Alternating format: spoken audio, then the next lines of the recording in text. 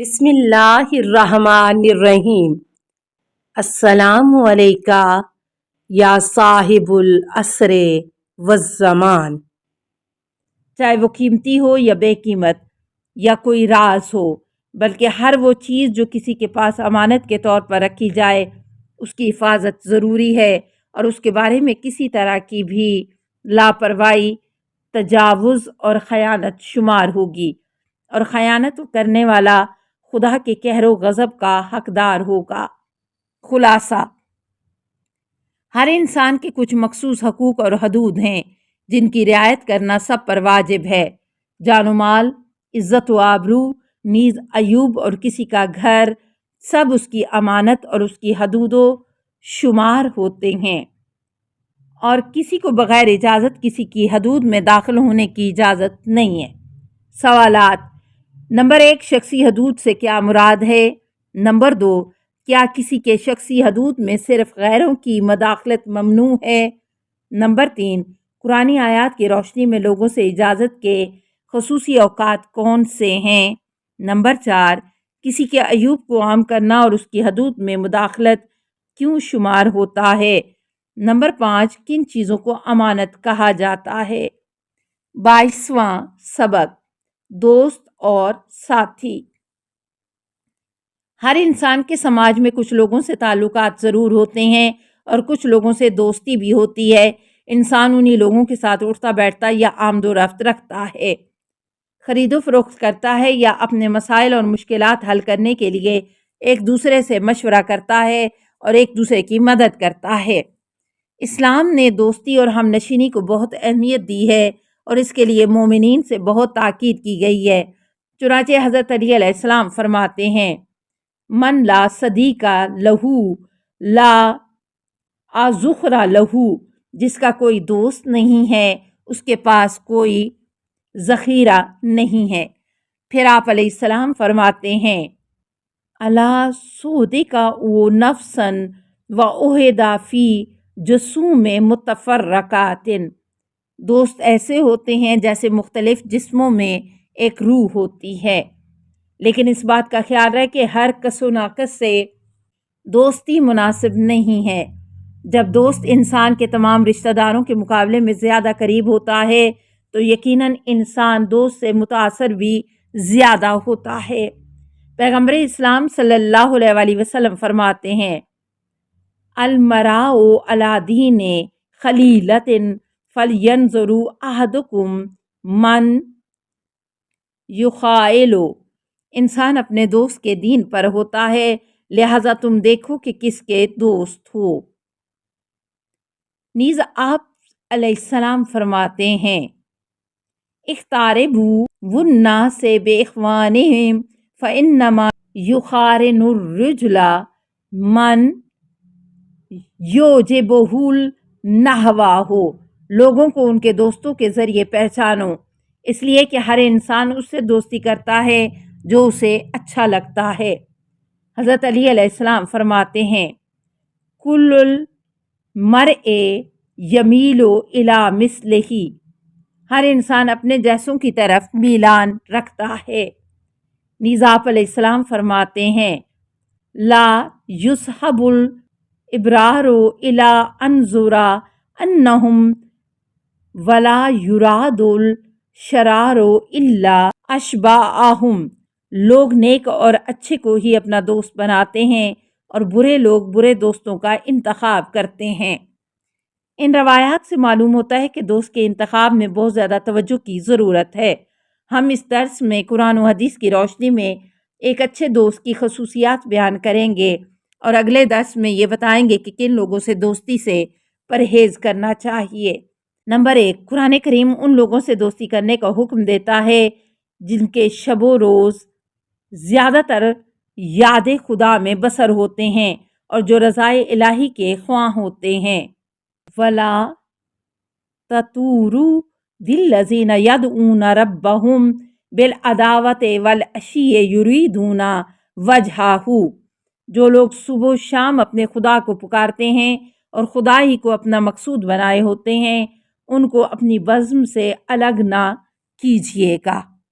دوسری آیت میں ارشاد ہوتا ہے: वस्बिर नफ्सका माल्लज़ीन यदऊन रब्बहुम बिलगदावते वल अशिये युरीदूना वजहहू, और अपने नफ्स को उन लोगों के साथ सब्र पर आमादा करो जो सुबह शाम अपने परवरदिगार को पुकारते हैं और उसी की मर्ज़ी के तलबगार हैं। नंबर 2, पैगंबर इस्लाम सल्लल्लाहु अलैहि वसल्लम ने शरीफुल नफ्स और आला ज़र्फ़ अफराद के साथ हमनशीनी की वसीयत फरमाई है। असआदुन्नास से मन खलता किरामन नासी, सबसे ज़्यादा खुश नसीब वो इंसान है जो करीम अफराद से राब्ता रखे। नंबर 3, एक दूसरी हदीस में पैगंबर इस्लाम सल्लल्लाहु अलैहि वसल्लम ने हमें मर्दान खुदा की हमनशीनी का हुक्म दिया है। हज़रत सल्लल्लाहु अलैहि वसल्लम से किसी ने सवाल किया कि बेहतरीन हमनशी कौन है? आप सल्लल्लाहु अलैहि वसल्लम ने फरमाया, मन ज़ाकिरा को मुल्ला हो रुवैतुहु वज़ादाकुम फ़ी इल्मिकुम मंतिकुहु वज़कुरुकुमुल आखिराता अमलहु, जिसको देखकर तुम्हें खुदा याद आ जाए, जिसकी गुफ्तगू तुम्हारे इल्म में इजाफा करे और अमल तुम्हें आखिरत की याद दिलाए। नंबर 4, इमाम हसन अस्करी अलैहिस्सलाम ने अपने अजदाद के ज़रिए इमाम ज़ैनुल आबिदीन अलैहिस्सलाम से एक मुफस्सल हदीस बयान की है कि जिसमें मुख्तलिफ इंसानों की शनाख्त के मुख्तलिफ मयार और अलामतें ज़िक्र की गई हैं, जिनके ज़रिए हम अच्छे या बुरे इंसानों की शनाख्त कर सकते हैं। चूँकि इस हदीस में ऐसे कुछ मुफीद और कार आमद नुकात की तरफ इशारा है जो हमारे लिए रहनुमा और सबक आमोज हैं, लिहाजा हम यहाँ उस रवायत को नकल कर रहे हैं। इमाम ज़ैनुल आबिदीन अलैहिस्सलाम फरमाते हैं, जब भी किसी को देखो कि उसका ज़ाहिर बहुत उम्दा, तरीक़ा कार मुनासिब है, ज़ाहिदून जैसी बातें करता है और अमाल में खुशू व खुज़ू पाया जाता है, तो ख़बरदार उसके धोखे में ना आना, इसलिए कि कितने ही लोग ऐसे हैं जो अपनी कमज़ोरी, खौफ और बुज़दिली के बायस हसूल दुनिया और इर्तिकाब हराम से आजिज़ हैं, इसलिए दीन को अपने लिए ढाल बना लेते हैं ताकि दीनदारी का इजहार करके लोगों को धोखा दे सकें। लेकिन जैसे ही उन्हें किसी हराम पर कुदरत हासिल होती है, हराम में गर्क हो जाते हैं, और फिर भी अगर देखो कि माले हराम से चश्म पोशी कर रहे हैं, तब भी उनके धोखे में ना आना, इसलिए कि इंसानों की ख्वाहिशात नफसानी मुख्तलिफ होती हैं। कितने लोग ऐसे हैं जो हराम माल खाने से परहेज़ करते हैं, चाहे वो ज़्यादा ही क्यों ना हो, लेकिन अपने नफ्स को बुराई से नहीं रोकते और उस रास्ते से हराम में मुब्तला होते हैं। अब अगर ये देखो कि इस काम से भी परहेज़ करते हैं, फिर भी उनके धोखे में ना आना, जब तक ये ना देख लो कि उनकी अक्ल की बुनियाद किस चीज़ पर है। इसलिए कि कितने ही लोग ऐसे हैं जो हर तरह के अमूर से परहेज़ करते हैं, लेकिन अक्ल को बुरुए कार नहीं लाते, लिहाजा वो अपनी नादानी की वजह से जो फसाद पैदा करते हैं वो उस इस्लाह से कहीं ज़्यादा होता है जो वो अपनी अक्लमंदी के ज़रिए से करते हैं। तो अगर तुम उन्हें सही अक्ल का फ़िक्र वाला पाओ, फिर भी उनके फ़रेब में ना आना, जब तक ये ना देख लो कि वो अपनी ख्वाहिशात नफसानी के साथ अपनी अक्ल पर भी गालिब हैं या अक्ल के बावजूद ख्वाहिशात नफसानी उन पर गालिब हैं और उनकी मोहब्बत ज़ोदो परहेज़गारी से ज़्यादा है, या वो बातिल इक़्तिदार को ज़्यादा दोस्त रखते हैं। इसलिए कि लोगों में कुछ ऐसे भी हैं जिन्होंने दुनिया व आखिरत को बर्बाद कर लिया है और दुनिया को दुनिया के लिए तर्क कर दिया है।